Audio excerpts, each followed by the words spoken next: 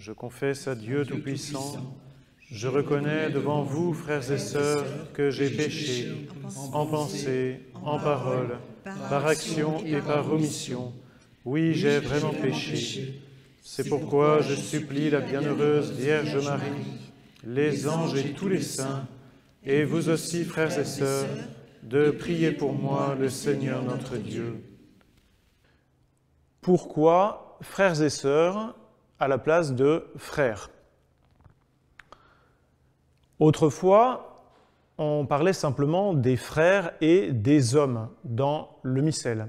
La nouvelle traduction choisit de donner plus de place aux femmes explicitement, et c'est ainsi qu'on trouve l'expression « frères et sœurs » dans le « Je confesse à Dieu », mais à d'autres moments de la messe également. Dans les prières eucharistiques, le prêtre, à certains moments, prie aussi pour tes serviteurs et tes servantes qui sont décédés. Pourquoi avoir fait ce changement?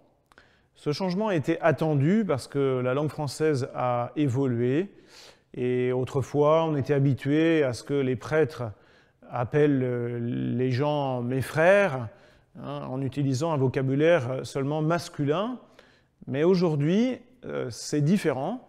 Et si le prêtre utilisait simplement un mot masculin, je pense que les femmes pourraient sûrement se sentir un peu oubliées. Quelle est la signification spirituelle de ce changement? Nous avons été créés à l'image de Dieu comme hommes et femmes. C'est une phrase que nous lisons dans le livre de la Genèse.